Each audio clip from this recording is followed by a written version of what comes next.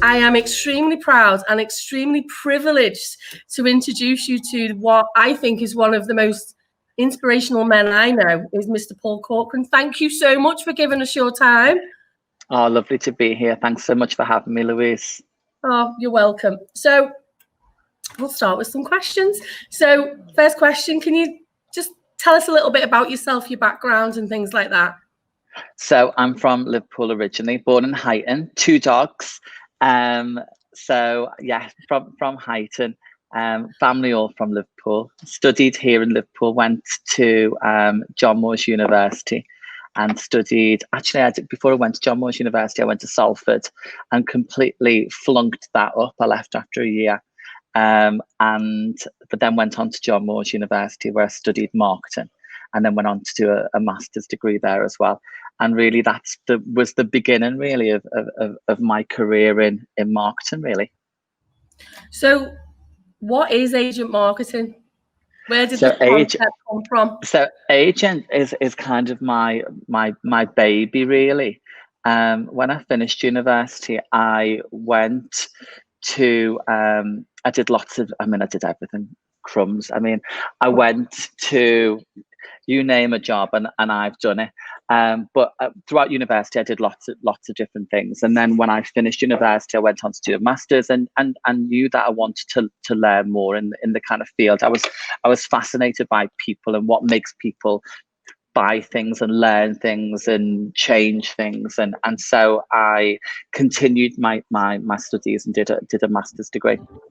And coming out to university, Liverpool then, we're talking, it sounds like, hundreds of years ago, but really it was a completely different setup in terms of being in the marketing, comms, creative industry. Then there just weren't the jobs. There was no social media jobs. There was no content creation jobs. Filmography or videography was something that somebody else did. It was just a very different economy more than anything else, and therefore the jobs just weren't there.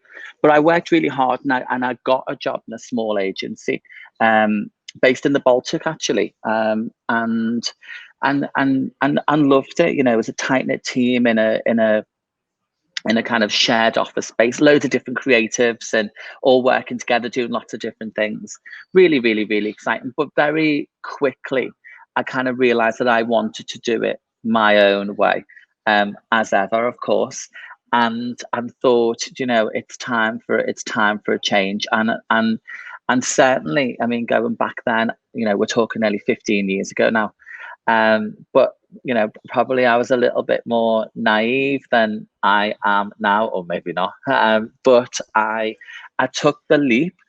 Really, I put my mortgage on the credit card. These were the days when people give you 110% mortgages. And of course, I had one of those on a 1-year fixed rate.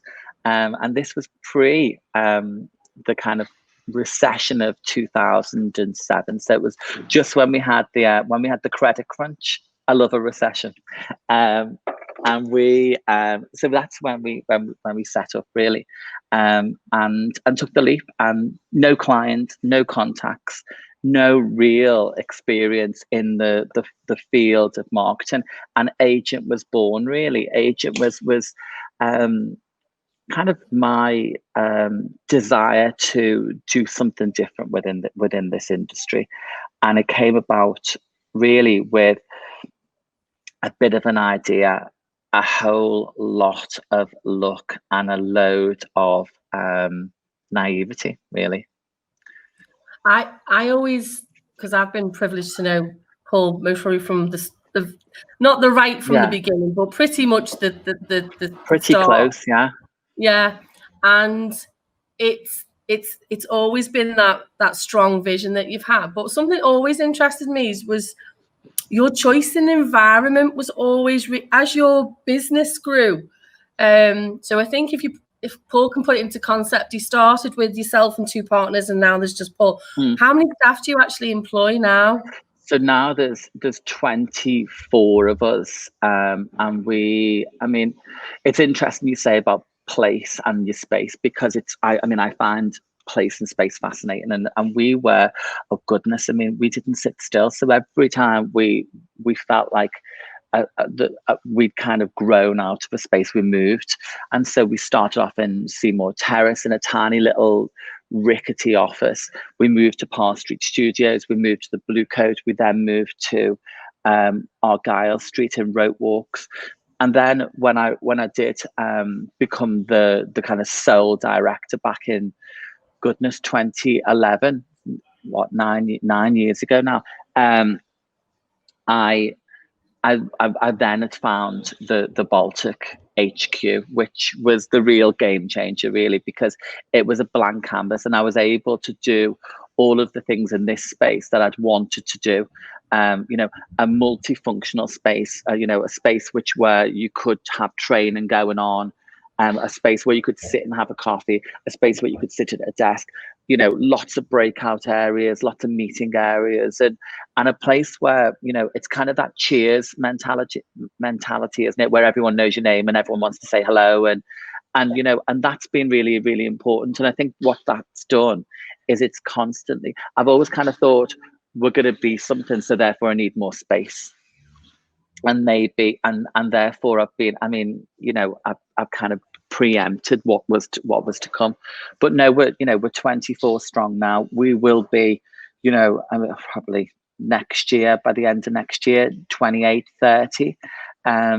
And really, I mean, the most amazing diversity across the board in terms of people's skills and people's talents and people's what they bring to the table. So we're, you know, Agent is a full service agency. So we're an integrated agency, meaning that we can pretty much do it all, you know, and if we can't, then we'll find a way of doing it. And I've brought those skills in-house. So we have a strategy team who do all of our research and all of our feasibility work and all of our planning work. We have a creative team who do all of our brand, all of our design, all of our photography, all of our videography work. We have a digital team who do all of our web and all of our digital, you know, kind of techie based stuff. And then we have our campaigns team that use all of those wonderful tools and creations and then get that message out there and use, you know, new media, social media, PR, you name it, that they do that. And yeah, and then obviously we have our academy as well. So in 2016, that was actually my next question, because you know, this is like another, like, let's just, typical Paul Corcoran, let's add something else into the mix. Yeah, why not? Yeah, why not? And so obviously Agent Academy was born. What inspired you to create Agent Academy? Where did that another amazing thought of Paul Corcoran come from? I know. Do you know what? I think the academy was, I mean, it came from a number of different spaces. It came from, I was very good at being able to put myself in situations that I would not normally have found myself in. So things like, I went on to a leadership course when I was probably 26, and everyone else on the course was in their mid 40s, 50s, 60s, and they were all, you know, leading massive organizations, police forces and fire services and hospitals, and there I was with this little tiny business, but my God, did I want to be there. And so I was learning and being exposed to a whole raft of different things that I probably wouldn't have. And I think that's been something, you know, kind of reflecting and thinking as I'm talking to you, is about, you know, in my career, I've always put my hand up. Who wants to do this? I'll have a go. I probably don't know anything about it, but I've come away knowing a whole lot more than I did when I went into that. And so there was kind of the common purpose experience, and then which kind of gave me an insight into what we all have to do as leaders. Doesn't matter whether you run the business or whether you are running the department or whether you are, whatever you're doing, we all have the responsibility and the capabilities to lead, and lead beyond our authority and do more. And so I kind of had that injected really from a very early stage in my business life. And then I went on to chair an organization that really did kind of transform the way I see and look at business. And that was about how it was called the School for Social Entrepreneurs, and the most wonderful organization. It was set up by a chap called Sir Michael Young, and he he was adopted and came into a very privileged position by being adopted by a very wealthy family. But what he did is he used the assets and the privilege that had been bestowed upon him to help others, not do it for them, but to provide them with the tools and the training and the resource, really, and the vigor, emotional and otherwise, to help people do great things. And so we set up the most wonderful organizations: Which Magazine, Consumer Association, Open University, and amongst others. And one of them was the School for Social Entrepreneurs. And that was for people who are passionate about driving change in their communities, but have to find ways to be enterprise in order to do it. So you can't just, if I want to gather a load of lonely elderly people in my community. Well, you know what? If I've got 100 quid in my pocket, then that's fantastic. But that 100 quid's not going to last forever. So I need to find ways to be enterprising in what I'm doing in order to then sustain that organization. And so I was exposed to and around the most incredible people. I mean, you just couldn't make it up. So you can kind of see where, like, all of these things, being exposed to all these leaders, and then being exposed to all these business people who were really passionate about change. And then I've always been dead passionate about seeing people do well, young people in particular. And so when the doors getting knocked at agent and we're getting asked for work experience, I know that I'm doing a disservice if by just going, come and do some work experience, sit behind a desk, shadow me and all the rest of it. Because as much as it's fun and frolics in agents, that isn't the best learning for people. And I knew that because I'd been through that structure myself. And I knew that, you have to have meaningful work experience where you're given tasks and you're mentored and you're supported. And so I kind of sat down one night over a bottle or two of wine, naturally, and put this curriculum together. And I think, 2014, we launched. It would have been the Christmas of 2013, and we did a pilot in the August, and we brought a group of young people together. Everyone had to apply, and we got hundreds of applications.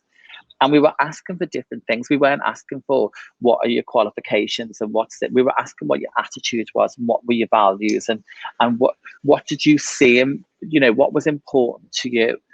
And so we got this group of young people and we took them through this program, which was a bit of a hybrid, really, of all the things that I'd done in my career, mixed with a little bit of, kind of theoretical training in agent and a real client challenge.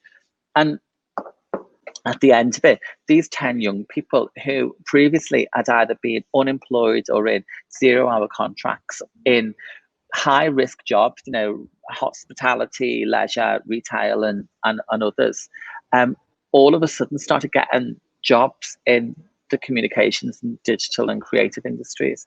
And we were mentoring them, and not mentoring them in terms of, in en masse, one-to-one. You're going for an interview. Okay, let's sit down and go through what you're gonna do, and did that whole wraparound thing. And at the end of it, we thought, oh God, we've got 10 young people into 10 jobs that they wouldn't have known about before. And those 10 employers wouldn't have known about these young people before. And obviously I'm gobby. So then I had to tell, yes. So then I was like, well, let's do it again. And let's tell more people about it. And we're, 6 years in, hundreds of young people. We've done the most amazing programs with the universities. We did an amazing program last year about commuter students in university and how if you stay at home during university, you are less likely to get the opportunities that you would have if you travel for university. And so we've done the most amazing things. And so, ultimately it's been about doing the right thing and really learning in that actually as a business owner, it's great to do well. It's great to employ people. It's great to to reap the you know, the kind of value and benefits of what you sow. But it's so important to put that seed back in the ground and keep watering it to make sure that it's there for other people coming through. Amazing. Paul, you sit on a number of boards in the city. You're the chair of Liverpool City Region Local Enterprise Partnership, Northwest Business Leadership Team, to name a few. We haven't got time to list the amount of boards that you sit on. I don't know where you find the time. However, what can you say to people? Why is it important to be part of your local committees and boards and things like that? I mean, you know what? I think when I these were all things that I never thought were for me. I think that's really important. I always thought they were for other people.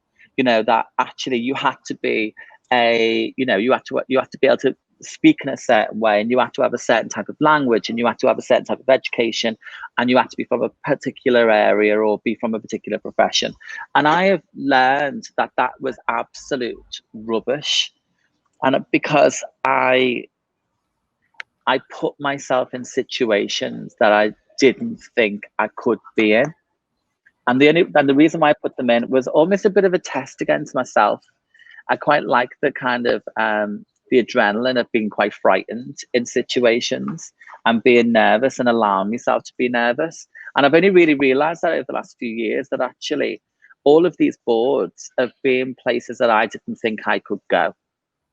And so therefore I've kind of tasked myself with especially the deputy chair of the left role. I mean, that's one of the biggest kind of, board positions that you can have, where that interesting space between the public and the private sector, and representing those businesses and giving a voice to businesses is absolutely key. I think, why is it important? I think it's important that if you don't have different voices around the table, you're only going to get what you've always had, and and I'm such an advocate for change, positive change, not change for the sake of, oh, let's have a bit of a change. But, I do believe in, that things should be zhuzhed up, and actually, if you don't put yourself forward, then you therefore can't complain if things aren't being rolled out the way in which you want them to be rolled out. And I am a real champion for making stuff happen. And I'm, no matter whether it's been, the SSE chair, or whether it's been, the Everyman and Playhouse, or whether it's whatever it's been, I think I've got something to share, and I've got an energy, and I've got a passion for seeing people do well. And therefore, if I can, highlight that, and if I can maximize that, then that's what I'm going to do. And I would say that actually, we need more people to be saying, I want to get involved, and I want to be, I want to bring new things to the table, because there are so many opportunities, really. Amazing. In 2016, The Guardian awarded you Sustainable Business Leader of the Year. What do you think are the qualities that are required to make a good leader and a good manager? That was amazing. That was a most amazing time, to be fair, because here we were. Sometimes you can be quite secular and just look at what you're doing, but that was amazing. The Guardian was like, I read The Guardian. It was really funny because The Guardian. I remember my mum saying, "Is it like The Echo?" And I was like, just a bit. Just might be a little bit bigger than The Echo, doll. But what do I think the qualities that make a good leader? I think probably if you'd have asked me this before lockdown, I probably would have said a separate set of answers. What are the good qualities? I think care. You've absolutely got to care. I don't mean about people. You've got to always. You take that level. I take that level of responsibility so seriously that I would never, ever, ever, put my my team or those who are depend on me to do the right thing in any danger. And I don't mean, send them out to clients who are potentially going to attack them. I mean, financial or reputational, absolutely. But I think you've got to care, and you've got to care about the long term. You can't just think, oh, well, you know what, someone sat there and that's what they're going to be. You've got to care about what's to come for them. You've got to think like that, and I really do think like that, and always have. I think you've got to be prepared to be wrong. I think you've got to go, oh, you know what, actually, and know that you've got the people, and to be trusting, that you've got the right people around you, and also not feel defeated and deflated when things don't always go to plan. That is important. But I genuinely do. I think that, the other bit is around consistency as well, as about having, we're all people, aren't we? And it doesn't matter whether you're a lead, what type of leader you are, is that some days can just be quite awful. Some days are absolutely fantastic. That a leader has to be as consistent as you possibly can. And that's not always easy. But I think that there is a sense of, you can also be fragile as well. Yeah. And you can be vulnerable, and you can say, I don't feel fantastic.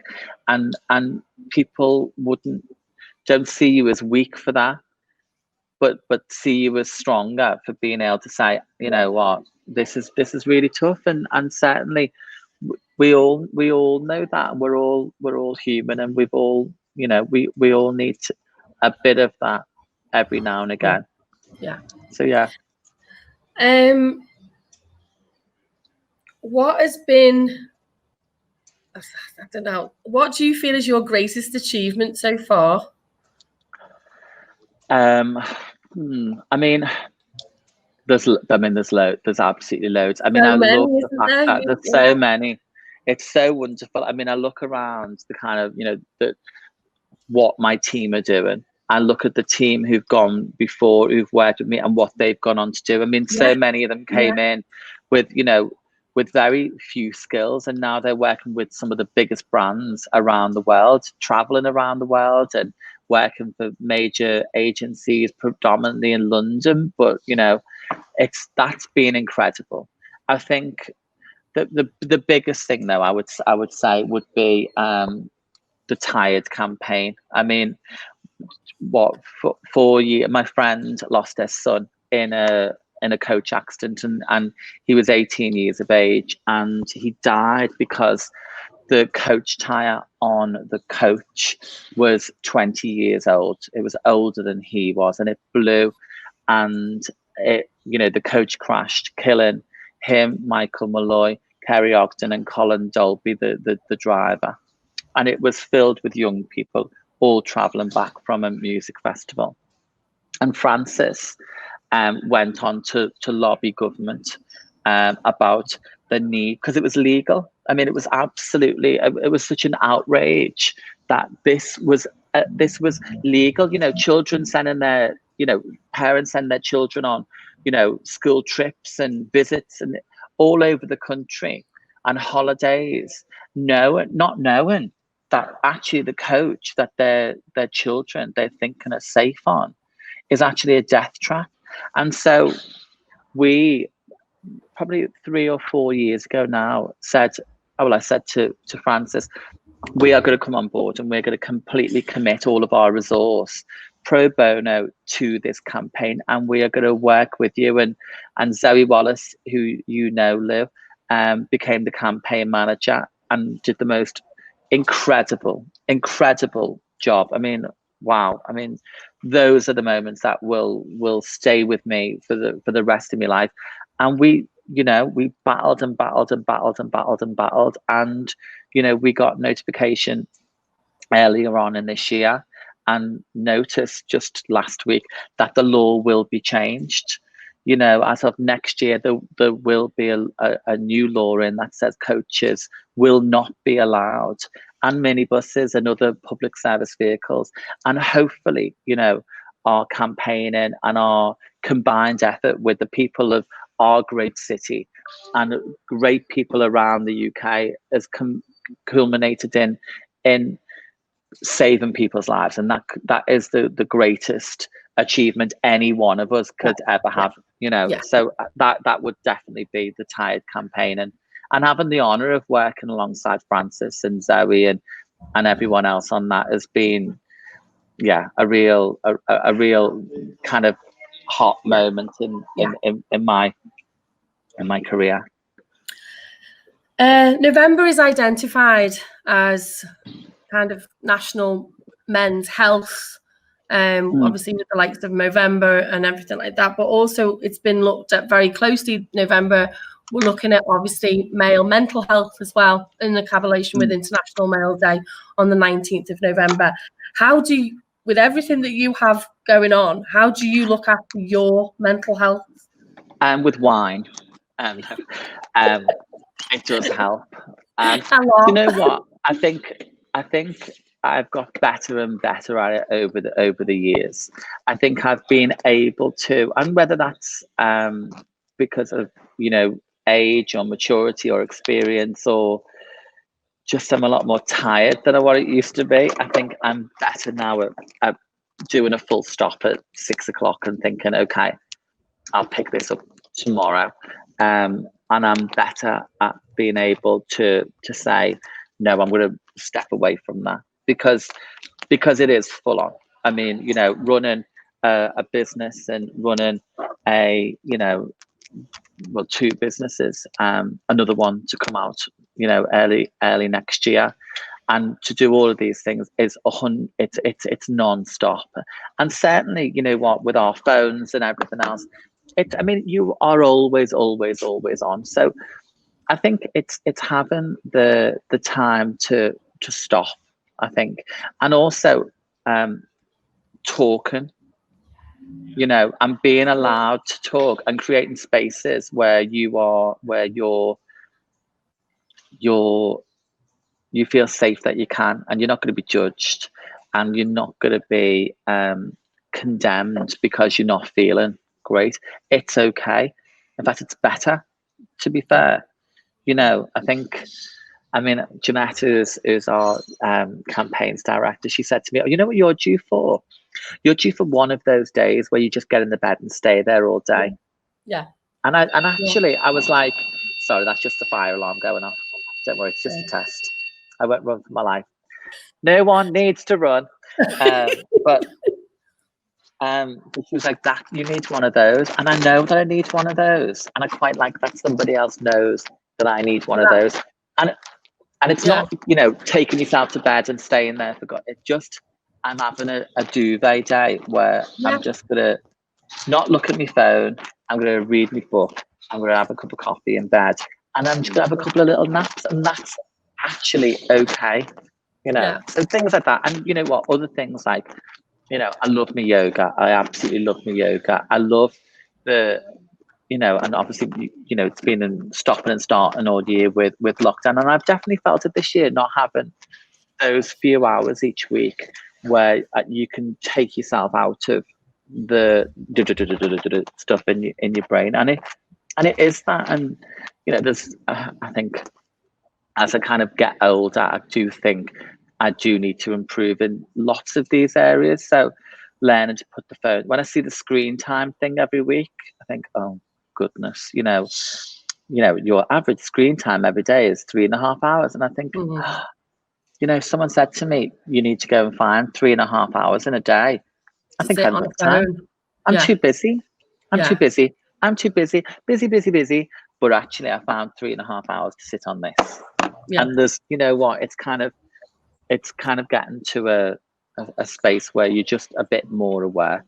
But yeah, you know, I think being privileged to be a friend of yours and spent time with you, I've always admired your intuitive insight into when you did need that time. So that's interesting. Jeanette says that you would always, it selfishly, by the way, because I think we all always want to have a bit of Paul around us, and in whether that's family, whether that's friends, and you would quite selfishly turn around and say, well, actually, I don't want to speak to any of you this weekend. I don't want to speak I need, and interestingly enough, there's, you know, the series of interviews that we've done. We've interviewed Kevin Ellison, who's one of the eldest still professional footballers at 41. We spoke to Marcus Collins yesterday, and the key things have been time, talk, read, yoga, and meditate. And I think everyone said that similar essence of time. Just it's okay. It's okay to talk. It's okay to take time. I think it's really interesting in that, you know, we are I go back to the beginning, you know, of my career and how you got your news. You know, you got your news if you sat in front of the news at 1 p.m. or 10 o'clock in the evening in front of the TV, or if you picked up the Guardian or the Observer or the Daily Post that was, and read the newspaper, or you switched on a radio station. Now it is constant, the constant chatter, noise, disruption, of stuff that's constantly going on. Have things, or do we have more news than we used to have? No, but we have more ways of consuming that, you know, whether it be in emails, in WhatsApps, in Twitter, in TikToks, in Instagram, in Facebook, and you can't help going down the rabbit hole of going, you know, you okay, hon? Oh, let's have a little look at this. And I don't care that, you know, such and such, but actually when you you know, you're 2 miles in and you're finding out, you know, what they had for the dinner and why they're fuming, but won't say who it is. I mean, that's not adding any value to my life whatsoever.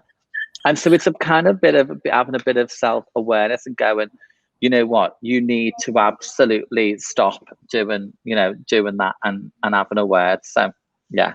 I love it. Last and final question. Who inspires Paul Corcoran? Do you know what? And this is everyone that I choose to have around me. You know, I think, you know, if I am working with somebody or I have them as a friend, they inspire me because, you know, I think that there is you know, there's something in them that I love, you know, and I think, and that's really important, you know. So I think there's something in everyone that inspires me. I know that sounds a little bit cliche, but there is, and I can literally go around and say about all of my friends and me, you know, my partner John. He really is, and you know, he is driven. You know, he's got to get up, and he really, you know, he's done amazing things, you know, in his career and also in his health. You know, recovering from a major, you know, traumatic, you know, brain injury.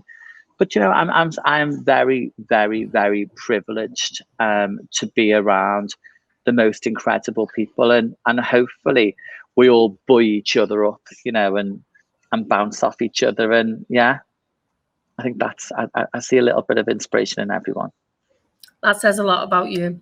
Thank you so much, Mr. Paul Corcoran, for giving up your time. I can't tell you, this has been a privilege, and the difference that it will make and inspire both our staff and our students for International Male Day. Thank you so much, Paul. Very proud and very privileged right now. Thank you. Oh, bless you. Thanks so much, Liv. See you soon. Bye-bye.